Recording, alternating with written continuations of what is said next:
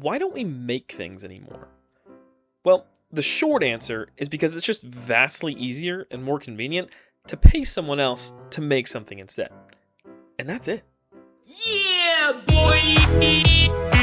No, but if you actually want to know the answer, then you do have to acknowledge that in the United States and most other Western democracies, we live in a service economy. Now that means somebody else is always willing to do something for you in exchange for money. Got a flat tire? Go get it fixed. Don't want to cook? Go to a restaurant. Not feeling great? Go to the doctor. There is no shortage of people in this country that are willing to help you out in return for some monetary incentive. You see, we don't really make things anymore. We just do tasks instead. This is probably easy to realize because if you look at anything today, it's most likely made somewhere in the Eastern Hemisphere. And this is great. It's worked out for our country and the people in it for a while now. But in the process, we as a society have collectively lost some soft skills along the way. The ability or skill or desire to physically make things ourselves has largely been discarded. When time is money in an ever-increasingly busy world, dedicating the time to do something that you could pay someone else to do is usually the path most people opt for. Just imagine this. Go back in time and you'll see civilizations that made their own clothes, gathered their own food, and taught their own children. They were, for the most part, a self-sufficient society. This was actually an intentional aspect of the economy that many of the founding fathers specifically wanted because they believed if a family unit could be self-sufficient, then they would have an interest in the preservation of their country, freedom, and economy. Many of the founding fathers also believed this would keep their newly formed democracy incorruptible because if you don't rely on anyone else for anything, then you would be free to act and vote in any way you want to. You wouldn't have any vested interest in anything that may make you have a biased worldview because you could do all you needed to do on your own. Now that is a great philosophy and way to live in theory, but let's contrast that with today. Let's say the government has a contract with a company that you work for. And let's say that company is in IT. You and 20,000 other people work for this company. And remember, that's only the people who are employed. The amount of people actually affected by this company could be upwards of 40 to 50,000 people if you include the families of the workers and clients of the company as well.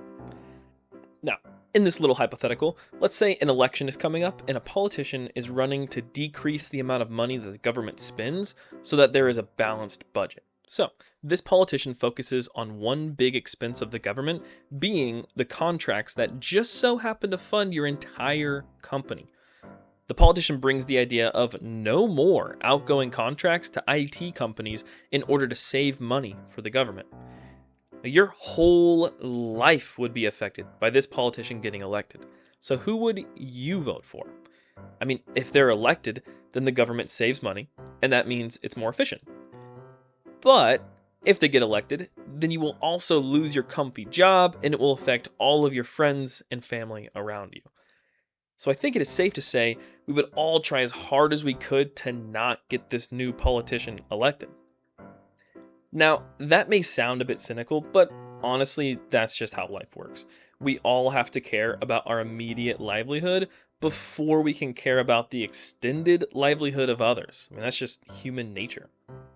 With all of that being said, though, it has made me think about my own money and how I spend it.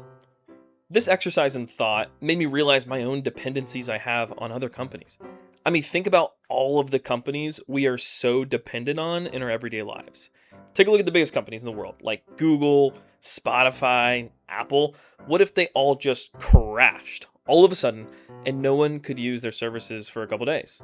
That would leave about every person under the age of 25 with absolutely nothing to do. So, what I wanted to do to expand this exercise was crunch the numbers and physically make something, like with my own hands, and see how it compares to stuff that you can just buy from the grocery store. Now, what I create has to make financial sense, but also be available. I thought about some of the things that could work, and I decided on my favorite drink. It's this hard apple ale called Reds. Reds, to me, is delicious in a sea of alcoholic drinks that are absolutely disgusting. apple ale is a bright spot that I have many fond memories with. So I did a bit of research and found several companies that have kits to make your very own apple ale. The directions are fairly straightforward and don't require you to be a Johnny Appleseed to succeed. So let's crunch some numbers and see if this is at all financially feasible. Now, for reference, as of 2026, a 6-pack of Red's Apple Ale costs about $11 US where I live. This comes out to roughly $1.83 per 12-ounce bottle of ale. Now that's pretty reasonable, and honestly, that alone sounds like a really good deal because compared to soda, it's a little cheaper. But that is going to be our benchmark for comparison. I need to make my own concoction of apple ale for less than $1.83 per bottle. And it needs to be easy enough to do that it is not an inconvenience, as opposed to just getting the Reds version from the store. So, to start off, the necessary requirements to brew my own apple ale are 1 carboy, 1 funnel, 1 yeast packet, 1 bit of transfer tubing, 1 sanitizer formula, 1 racking cane, 1 rubber stopper, and some other miscellaneous pieces that are small but help with the brewing process. Which, fortunately, this all came in a nice and neat bundle that I picked up for about $60 from a website that sells this as a kit at a pretty good price. In addition to that, you do need some bottles to put the ale in when you're finished brewing it, which I did find a pack of 10 for $25, so that worked out pretty well. And then some sugar mix to carbonate the drink for about $4. Then, finally, of course, you need some apple juice to make the drink, which a gallon where I live goes for about $6. So that brings our total now to roughly $95. Yikes, that is quite a steep jump up from just the $11 trip to the grocery store. But obviously the equipment to actually make the drink is the biggest hurdle to starting. And once that is all purchased, you can just make it over and over again as long as you have enough juice, yeast, and sanitizer. So if you calculate the cost of only the necessary ingredients per brew, that takes it from $95 down to just a measly $9. Now this 1 gallon brew makes about 10 12-ounce bottles of beverage, and if we calculate that final cost, that brings us to a much more manageable figure of 90 cents per bottle. And compared to our benchmark of $1.83, then that looks like a total success, because that is quite literally half of what it costs from the store. But we do have all of the equipment costs we need to recoup. So now, every time you brew more of this drink, you are saving money, but you have to buy more ingredients to actually make the drink. So in order to actually start saving money after all the equipment was bought, we have to calculate how many bottles of our drink we have to make for all of this to pay off. Now, since the initial cost was $86 for the equipment and $9 for the ingredients, and we made about 10 bottles, then that means we saved 93 cents per bottle, which puts us at a clean $9.03 in money saved every time I make my own apple ale. So, what this means is that I would have to brew 10 batches of 10 12-ounce bottles of my own ale to start actually saving money. That is 100 bottles of alcohol, which I have neglected to mention that this process takes a total of 20 days to brew per batch of 10 bottles. So this means that in order to actually start saving money, it would take a total of 200 days if I made the drink back to back to back to back every 20 days. That is over half a year dedicated to this project. But after that half of a year, every single time I make this drink, I will be saving $9 as opposed to buying it from the store. So if I continue to brew about 10 batches every year, then I'll be saving $90 every year. Now, over the span of 40 years, that is $3,600. And honestly, is that worth it?